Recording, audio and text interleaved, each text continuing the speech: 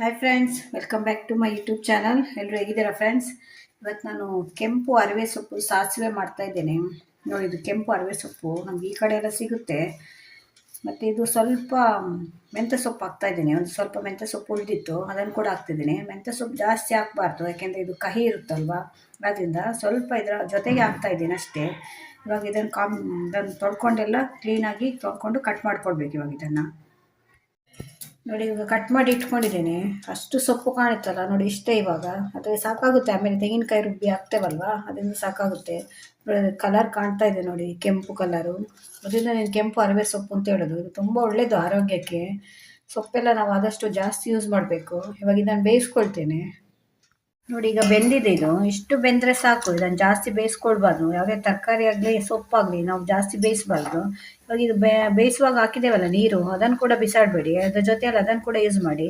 ಇವಾಗ ಇದಕ್ಕೊಂದು ಮಸಾಲೆ ರುಬ್ಕೊಳ್ಳೋಣ. ಇದು ಆಯ್ತು. ಇವಾಗ ನೋಡಿ, ಈಗ ಸೊಪ್ಪು ಬೆಂದಾದ್ಮೇಲೆ ಅದಕ್ಕೆ ಇವಾಗ ಮಸಾಲೆ ರುಬ್ಕೊಳ್ತೇನೆ. ಅದಕ್ಕೊಂದು 2 ಸ್ಪೂನು ತೆಂಗಿನ ತುರಿ ತಗೊಂಡಿದ್ದೇನೆ, ಹಸಿ ತೆಂಗಿನ ತುರಿ. ಮತ್ತು 1 ಸ್ಪೂನು ಸಾಸಿವೆ, ಮತ್ತೊಂದು 3 ಕೆಂಪು ಮೆಣಸಿನ್ಕಾಯಿ ತಗೊಂಡಿದ್ದೀನಿ. ಇದು 2 ಗುಂಟೂರು, ಮತ್ತು ಇದೊಂದು ಬೇಡಗಿದು ಕಲ್ಲರಿಗೆ ತಗೊಂಡಿರೋದು. ಮತ್ತೊಂದು ಸ್ವಲ್ಪ ಹುಣಸೆ ಹಣ್ಣು ತಗೊಂಡಿದ್ದೀನಿ.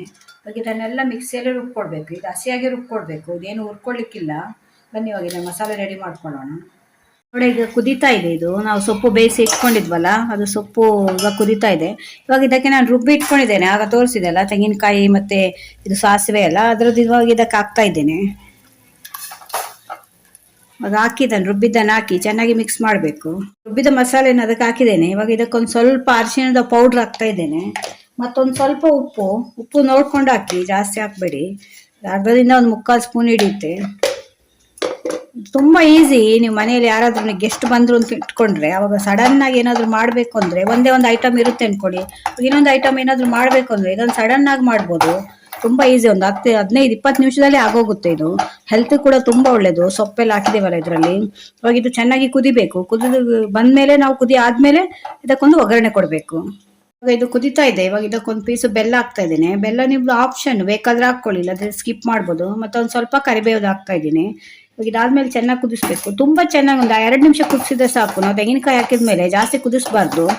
ಇವಾಗ ಇದು ಕುದೀತಾ ಇದೆ. ಕುದಿ ಆದಮೇಲೆ ಇದಕ್ಕೊಂದು ಒಗ್ಗರಣೆ ಮಾಡ್ತೇನೆ. ಎಣ್ಣೆ ಬಿಸಿಯಾಗಿದೆ.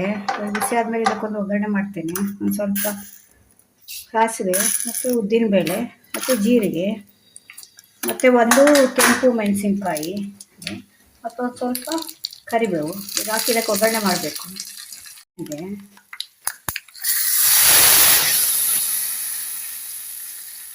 ಬಿಸಿ ಬಿಸಿಯಾದ ಕೆಂಪು ಅರಿವೆ ಸೊಪ್ಪಿನ ಸಾಸಿವೆ ರೆಡಿಯಾಗಿದೆ. ನೋಡಿ ಫ್ರೆಂಡ್ಸ್, ಕೆಂಪು ಅರಿವೆ ಸೊಪ್ಪಿನ ಸಾಸಿವೆ ರೆಡಿ ಆಯಿತು. ಇದು ತುಂಬ ಒಳ್ಳೇದು ನಮ್ಮ ಆರೋಗ್ಯಕ್ಕೆ. ನಿಮ್ಗೆ ಇಷ್ಟ ಆದರೆ ಮನೇಲಿ ಒಂದ್ಸಲ ಟ್ರೈ ಮಾಡಿ ನೋಡಿ. ತುಂಬ ಕಷ್ಟ ಏನಿಲ್ಲ, ಇದು ಈಸಿಯಾಗಿ ಮಾಡ್ಕೊಳ್ಬೋದು. ಸ್ವಲ್ಪ ಸೊಪ್ಪಿದ್ರೆ ಸಾಕು, ಜಾಸ್ತಿ ಏನು ಬೇಕು ಅಂತಿಲ್ಲ. ನೀವು 2-3 ಸೊಪ್ಪು ಮಿಕ್ಸ್ ಮಾಡಿ ಕೂಡ ಮಾಡ್ಬೋದು. ನಾನು ಇದಕ್ಕೆ ಸ್ವಲ್ಪ ಮೆಂತ್ಯ ಸೊಪ್ಪು ಹಾಕಿದ್ದೇನೆ. ಮೆಂತ್ಯ ಸೊಪ್ಪು ಜಾಸ್ತಿ ಹಾಕಿದ್ರೆ ಒಂದು ಸ್ವಲ್ಪ ಕಹಿ ಬಂದಾಗೆ ಆಗುತ್ತೆ. ಅದರಿಂದ ಸ್ವಲ್ಪ ಹಾಕಿ.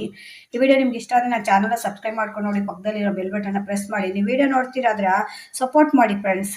ಸಬ್ಸ್ಕ್ರೈಬ್ ಮಾಡ್ಕೊಳ್ಳಿ, ವಿಡಿಯೋ ನೋಡ್ತೀರಾ. ಹೀಗೆ ಇನ್ನೊಂದು ಹೊಸ ವಿಡಿಯೋ ತೊಗೊಂಡು ಮತ್ತೆ ಬರ್ತೀನಿ. Bye friends.